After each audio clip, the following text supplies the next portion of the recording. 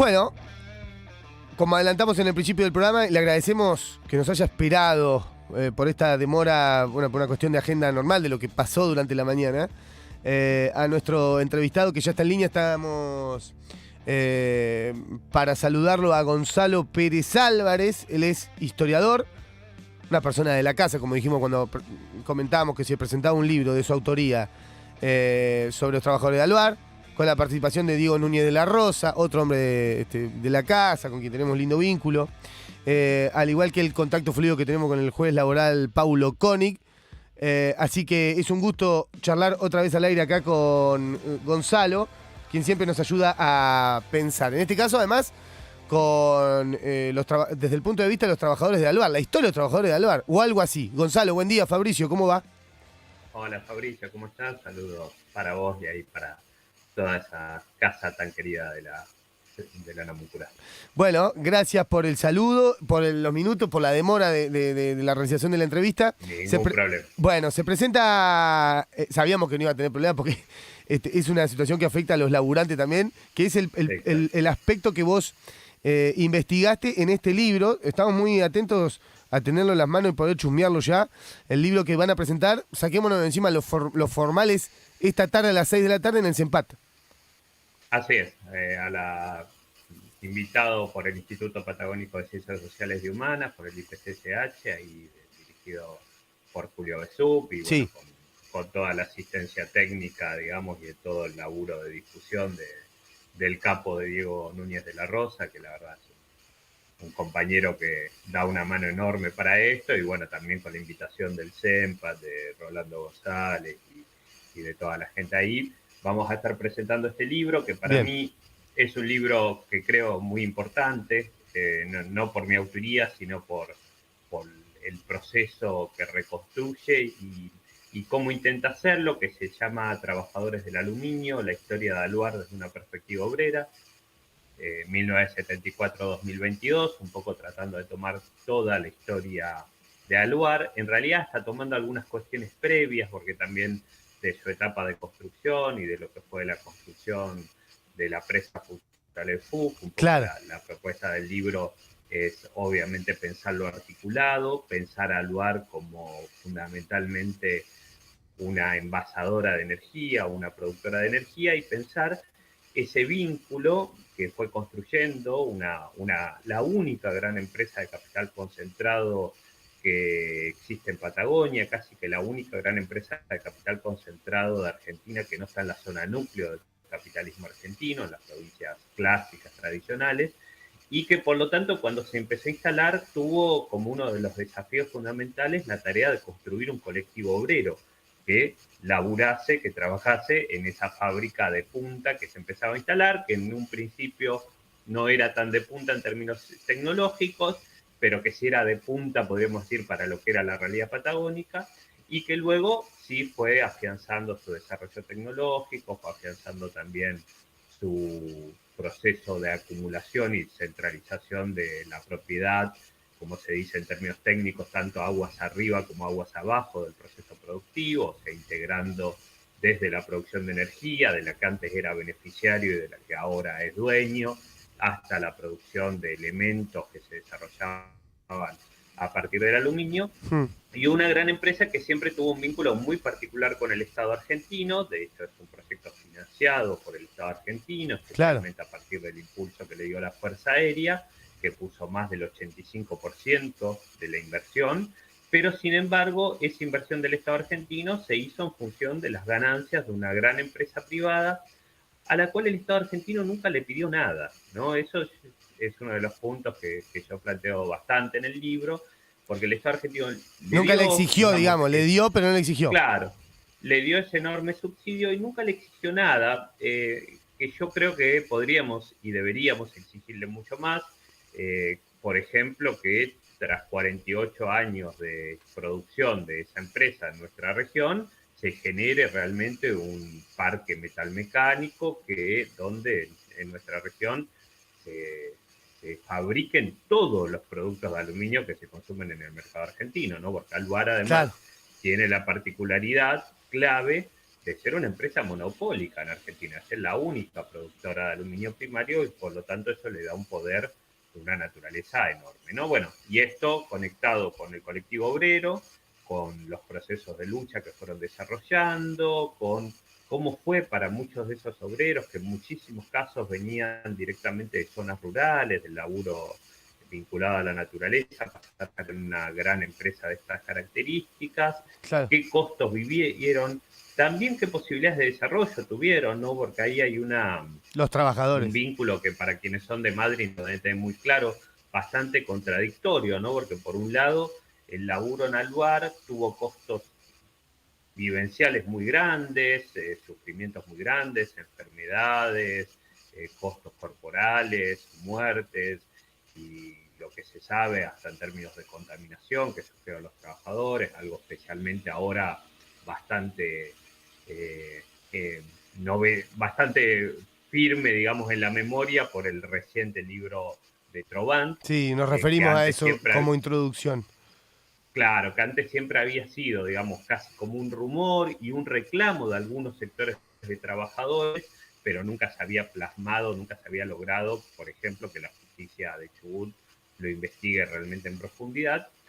Pero a la vez muchos de esos trabajadores también tienen un vínculo, podríamos decir, donde reconocen que el laburo en Albar les permitió proteger familias, bueno, de tener un desarrollo social, económico, que sus hijos puedan estudiar y demás. Entonces, ese vínculo es parte de lo que se estudia qué acciones de lucha desarrollaron los trabajadores, se estudian las distintas corrientes que hubo en el movimiento obrero, especialmente de la UOM, de Madrid en general, qué tipo de reclamos desarrollaron, poniendo un foco bastante particular en la Sí. cuestión de la salubridad obrera, ¿no? Mm, De cómo en muchos casos a los obreros mm. les cuesta, digamos, se les complica llevar adelante los reclamos en torno a sus condiciones de vida más concretas, más inmediatas, ¿no? Digamos, a lo que les hace el trabajo en torno a sus cuerpos,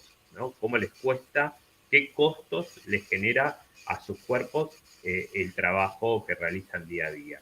Y cómo muchas veces los trabajadores postergan esos reclamos que hacen a su vida concreta, digamos, a seguir viviendo o a seguir viviendo en buenas condiciones, eh, a cambio, digamos, de mejores salarios, ¿no? Y entonces, como muchas veces los reclamos de salubridad aparecieron en el movimiento obrero, especialmente, por ejemplo, cuando se salió de la dictadura, ahí hubo reclamos muy fuertes en torno a eso, pero en general esos reclamos terminaron siendo postergados en función de conseguir mejores sueldos, ¿no? Claro.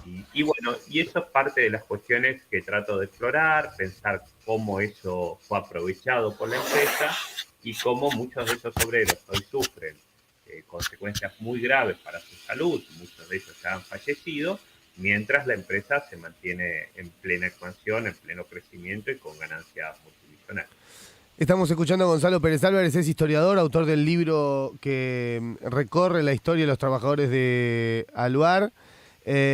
Gonzalo, te quería preguntar puntualmente sobre esto último que referías. Perdón, quería decir bien el título del libro, Trabajadores del Aluminio, la historia de Aluar desde una perspectiva obrera, 1974-2022. Cuando te metes un poquito o a difundir o a charlar sobre quienes llevan adelante los reclamos gremiales, las cúpulas de los reclamos del reclamo gremial de los trabajadores de Aluar, te chocás ahí con también cómo la empresa responde ante esa sindicalización de sus trabajadores y a veces de una manera un tanto violenta, generando un poco de miedo para desalentar esa organización sindical.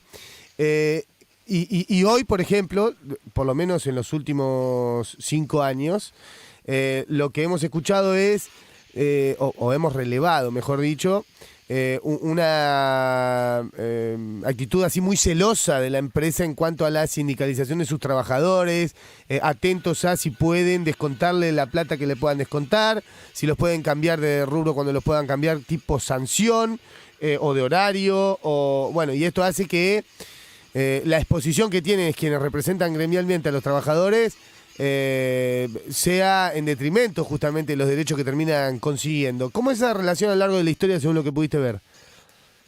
Sí, la actitud de la empresa siempre fue de persecución a todo proceso de sindicalización que pudiese poner sobre la mesa la cuestión especialmente de la salubridad obrera y de las condiciones de trabajo dentro de la planta. Y también del vínculo de Aluar con el Estado, cosa que ya ha quedado medio en el olvido, ¿no? Pero que en los primeros años fue un reclamo bastante fuerte de los trabajadores.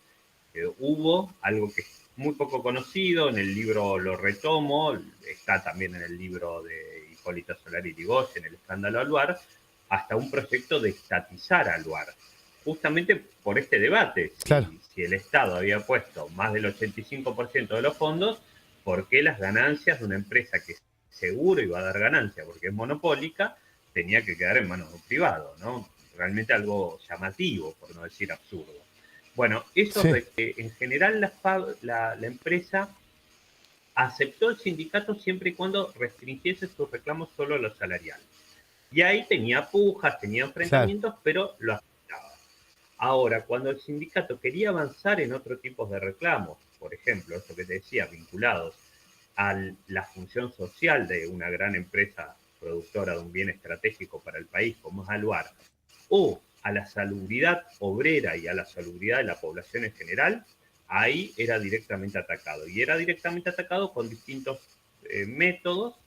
El más simple, las sanciones dentro del laburo, los despidos, y en otros casos con métodos, podríamos decir, un poco más refinados, que yo lo trabajo en el libro pensando en cómo Aluar se presenta todo el tiempo con una lógica paternalista sobre la ciudad de Madryn, casi como si fuese el creador de Madryn, como si fuese el padre fundador de Madryn, sí. ¿No? Hasta toma una entrevista a un gerente de Aluar de los años 80, donde un periodista le pregunta, pero ustedes dicen que crearon Madryn, y él se ríe y dice, bueno, cuando llegamos estaba el Golfo, como diciendo no había nada, ¿no? Y esa idea de Aluar como padre, casi como gran padre familia que al mismo tiempo alimenta, pero al mismo tiempo castiga, es un poco trasladado a las familias obreras, diciendo los obreros tienen como único rol conseguir el salario.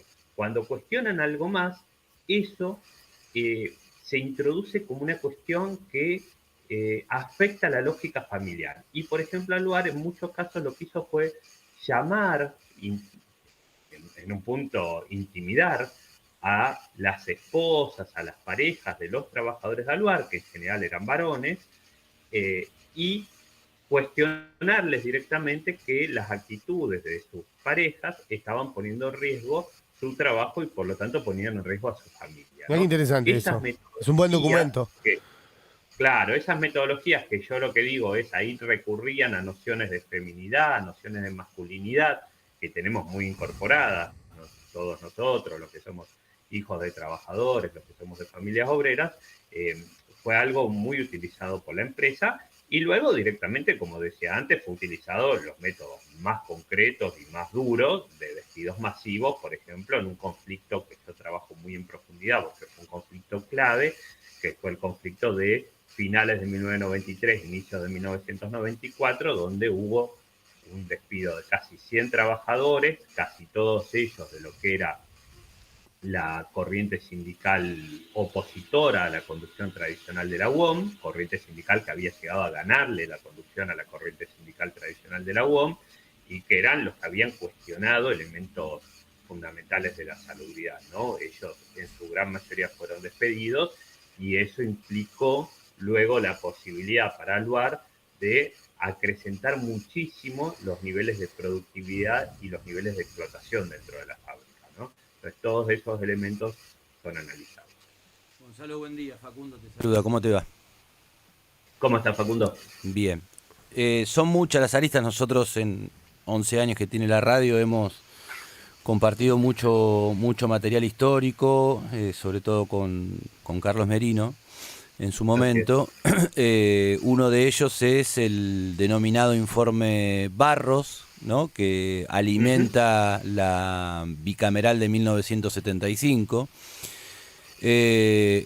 Otras son notas, obviamente, con los vecinos más grandes. Por lo menos 10 años atrás me acuerdo una nota que le hacíamos a don Pepe Montini, de una familia muy numerosa, muy conocida en la ciudad, que en ese momento tenía más de 80 años, y decía, bueno, pero guarda, que cuando llegó al lugar, no es que todos estábamos de acuerdo con la llegada al lugar. Es como que el pueblo estaba dividido. Yo te voy tirando hitos que por ahí después podemos profundizar el que te parezca más más relevante, si es que vale la expresión, porque insisto, ¿no? Son muchas aristas. Otra que yo siempre traigo a colación, valga el juego de palabras, es que ni más ni menos, en el primer año de la dictadura de Videla, digo la dictadura de Videla porque hablo de 1977, siendo Videla la referencia como presidente de facto, fue preso Agustín Lanusse. No es que fue preso un dirigente sindical, ni es que fue preso Hipólito Solari Irigoyen, que había levantado la voz, ni es que fue preso Vicente Barros. Digo, no me parece que es un detalle menor, ¿no? Lanusse va preso en 1977. Bueno, las disputas obviamente que ahí había entre las distintas fuerzas y que se pueden observar desde el manejo, por decirlo de una manera, desde los campos de concentración, desde el Mundial 78 que quedó para la Marina, de cómo se distribuían distintas cuestiones. Por ahí queda medio siempre como fuera de foco el tema del rol de la Fuerza Aérea. Ahora aparece el tema de los vuelos de la muerte como un disparador más. Es enorme todo lo que va proporcionando el tema, ¿no? A su vez, muchos hacen referencia en que el golpe en su momento interno de Lanusse a Levingston, justamente, si tenemos en cuenta Onganía, Levingston y Lanusse, en gran parte tuvo que ver con el tema del aluminio. Cuando todavía se estaba en eso, sí se manejaba una empresa alemana, una empresa como terminó dándose con respecto al lugar, Levingston defendiendo intereses de Estados Unidos. Bueno, digo, de toda esa ensalada, ¿no?, previa en esos prolegómenos, ¿qué se puede aportar como algo que por ahí no haya estado en otro lado, no esté tan en otro lado y sí está en el libro, o por lo menos forma parte de las entrevistas que hicieron? Yo creo que lo fundamental que aporta el libro en términos de todo esto, que vos en un momento decías, ¿cuál de estas aristas puede ser destacable? Son todas, ¿no? Porque justamente es eso que vos decías, es impresionante todos los elementos que tiene en torno al lugar, pero además, porque quizás pasa, como nos pasa con muchas cosas, que como es una empresa que ya está acá y que la naturalizamos un poco, pero de nuevo, insisto en esto, es una empresa de un carácter fundamental para nuestro país, para toda la economía nacional, la única productora de un bien estratégico como es el aluminio, y la única empresa de capital concentrado que está fuera de la zona núcleo. Entonces sí, sin duda, su instalación fue un eje de conflicto que atravesó al conjunto de la dirigencia política y económica argentina, porque era un negocio fundamental y imposible que salga mal. Como fue después, algo comparable te diría a lo que fue después, por ejemplo, la privatización de YPF, que también fue un conflicto que atravesó, donde hubo hechos de todo tipo, ¿no?, de asesinatos y demás en la privatización de YPF. En el conflicto de Aluar hubo internas que atravesaron a todos, está, como vos decís, esto del golpe de Estado interno en la propia dictadura, está lo que fue este intento o este proyecto para estatizar al lugar durante el año 75, donde el gobierno de ese momento, que era de María Estela Martínez de Perón, pide dictámenes a las Fuerzas Armadas, ¿no?, ya casi planteando que el poder en gran medida estaba en las Fuerzas Armadas, y las Fuerzas Armadas le dicen no, que no se estatice, tiene que seguir en manos privadas, pero a la vez esas mismas Fuerzas Armadas, como vos bien decís, un año después más o menos, meten presos aparte de los que habían generado ese proceso de licitación que le dio a FATE la incorporación de Alvar. Yo ahí, en todo eso, no lo trabajo tan en profundidad, justamente porque en parte ya está trabajado, cito algunos elementos, entre ellos cito algunos elementos que han difundido ustedes, y trabajo varias notas como fuentes hechas por la radio Namuncurá. Qué grande, no sabíamos. Bueno, por lo tanto, obviamente va a ir un libro de regalo Vamos. porque ustedes fueron parte de mis fuentes históricas, entrevistas que le han hecho a delegados actuales y demás, durante la crisis del COVID, durante Sí, distintos elementos. Pero entonces, sobre eso no me meto tanto, primero, bueno, porque era un volumen de información enorme, y después porque justamente era la idea de hacer un libro. Es un libro breve, es para una colección que está a nivel nacional, que es una colección sobre el pasado y presente de la clase obrera en Argentina. Tenía que tener un contenido de unas 120, 130 páginas, que es en lo que está el libro. Y fundamentalmente, entonces yo lo que hago ahí es tratar de ver qué dijeron los obreros en torno a eso, qué rol tuvieron los obreros en torno a eso. La realidad es que en esa etapa, en esos primeros años, no tuvieron un rol demasiado decidido. Sí lo tuvieron un poco más en algún momento durante la dictadura, y ahí registro algunas acciones obreras durante la dictadura, y estoy convencido que ahí falta reconstruir mucho más, porque el peso de Aluar sigue siendo tan grande que aún hoy es difícil que algunos testimoniantes se animen a contar determinadas cosas que quizás sí. se cuentan en off, digamos, pero no te las pueden contar como para que sean registradas, de hechos vinculados a posibles dinámicas de represión. Eh, y sí hay acciones de los obreros en torno a esta, que podríamos decir, cuál es la función social de una gran empresa como esta en años de la democracia, ¿no? Así que ahí toco algunos de esos elementos desde como digo, desde el libro, desde la perspectiva obrera, ¿no? Tratando de salir de eso que es importante, ¿eh? No le saco en lo más mínimo importante, digo, yo no lo trabajo tan en particular, que son las internas palaciegas, digamos, Claro. las internas en la cúpula del poder, y pensar, bueno, ¿qué pasó en torno a eso entre los trabajadores? Y después ahí, Facundo, perdón, si me voy un poco de largo, pero sí me parece que es una cuestión interesantísima también, y no lo exploro en profundidad en el libro, explorar esto que decís vos, ¿cuáles fueron los debates eh, en el pueblo de Madrid, en ese pueblo de Madrid, ¿no? En eso que todavía no era una ciudad, o no era una ciudad tan importante, y qué debates hubo justamente para salir de esta visión de decir, bueno, a Alvar nunca se le cuestionó. Sí, hubo cuestionamientos y siempre hubo cuestionamientos. Lo que pasa es que también es cierto, muchas veces fueron muy acallados, de nuevo, por el gran peso económico, social que tiene y político que tiene Alvar, ¿no? Gonzalo, nos quedamos sin tiempo, pero cuando estés por Madrid en algún momento, venite a la radio y charlamos más Dale. tendido el libro y profundizamos ¿No va a estar hoy en Madrid? alguno de estos. Digo, cuando esté en horario de aire de radio. Ah, De aire. En horario de la mañana. No, Bien, porque bien. como veía que estabas en Buenos Aires, como son medio andariego, ayer estuviste en Buenos Aires y hoy en Madrid, ¿así es? Ayer estuve acá en Trelew, quizás por algo. Pero ¿y la quizás presentación, hice ayer en una presentación en Buenos Aires? ayer se hizo la presentación, está bueno lo que decís, Facundo, para comentarlo, nomás no, ayer se Sí. hizo la presentación de la colección, de los primeros 4 números de esta colección. Esta es una colección, como decía, se llama Pasado y Presente de la Clase Obrera en Argentina, que la dirige un gran historiador de la clase obrera, que es Nicolás Íñigo Carrera, y ahí se publicaron 4 libros, uno de Santa Cruz, uno de Buenos Aires, uno de Íñigo Carrera en sí mismo, que un poco hace una lectura más historiográfica de la clase obrera argentina, y el mío sobre este colectivo obrero de Aluar, ¿no? Y eso se presentó en Buenos Aires, en la sede de ADEMIS, también en un contexto de conflicto, como el que está vivenciándose hoy en Madrid, porque en el medio hubo una protesta docente y demás, de la que terminaron participando quienes presentaban el libro, y después se hizo la presentación de la colección, pero yo ahí no pude asistir, bueno, por una cuestión de distancias y de costos. ¿El libro dónde se va a conseguir?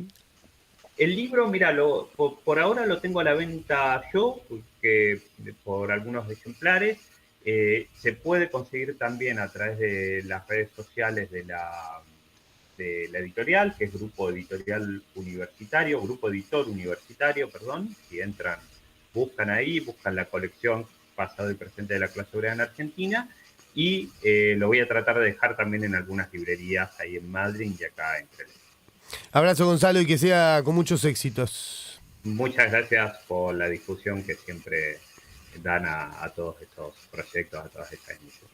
Un gustazo siempre escucharte. Abrazo grande. Gonzalo Pérez Álvarez, historiador de la Universidad de la Patagonia, es investigador del CONICET, y en este caso es quien presenta su libro sobre la lucha obrera de los trabajadores de Aluar del 74 a la fecha. Presentación, disculpame Fabri, que es hoy a las 18 horas. 18 horas en el CEMPAT. En el CEMPAT.